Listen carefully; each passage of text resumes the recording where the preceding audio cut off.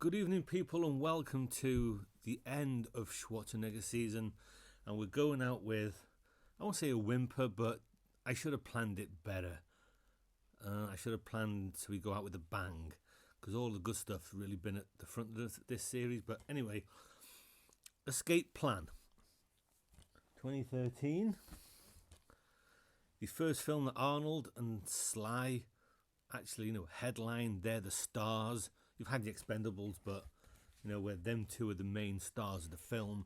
And Stallone is Ray Breslin. He tests out prison security, how escape-proof are they, and all that kind of stuff. Then he gets an offer to go into this private prison, which is a home for lost people. Gets a lot of money. Only catch is, no one can know where this prison is. Not his team, which has 50 Cent in it. You could put any guy there. He can't know where it is, which is against everything he usually does, but he goes for it anyway. They put a tracker in him, but when he's picked up and sent to the prison, he gets a tracker removed, so no one knows where he is. He doesn't know where he is.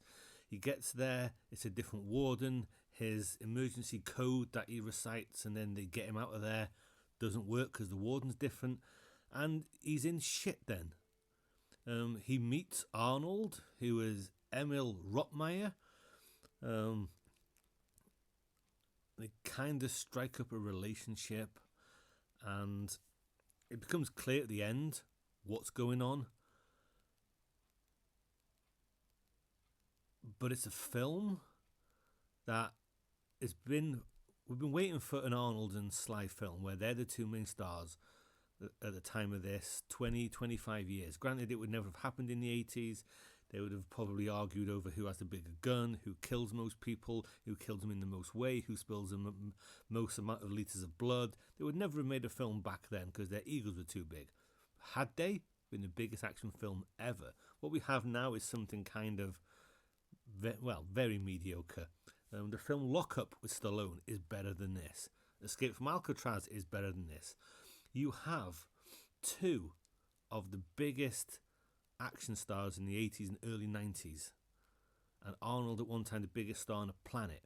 You have them two. Maybe they faded from former glories, but you have them, action stars, not too old, like they could do action, and you put them in a film where 90% of it is talking.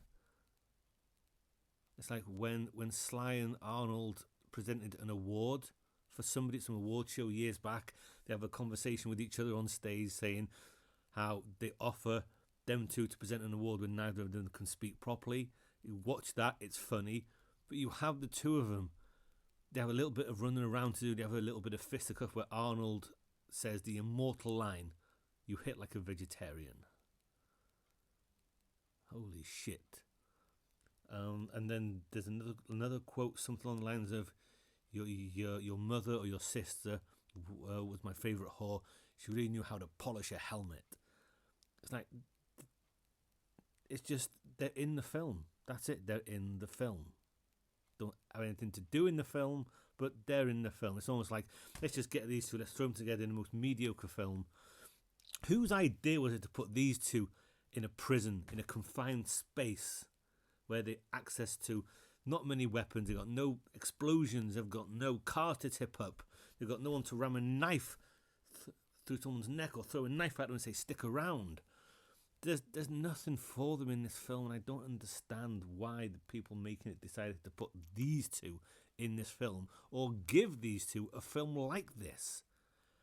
With that being said, I don't hate it. It wouldn't make any kind of a top 10 list for either of them. And I thought to myself before watching it, should I watch it? Is Arnold in it enough? But the whole reason that Stallone's in this prison is because of Arnold. You find out at the end, so yeah. But it's just the ultimate action team-up in the most unultimate film you could find. It's like, why? Whose idea was this? But it is what it is, and that's Escape Plan. It's okay. It's a bit of a damp squib to end Schwarzenegger season on, but I have no planning ability whatsoever. So this is what we end with. Thank you for watching Schwarzenegger season number 2, and comments have and will always be welcome. With any luck, I'll see you again this time next year for Schwarzenegger season 3.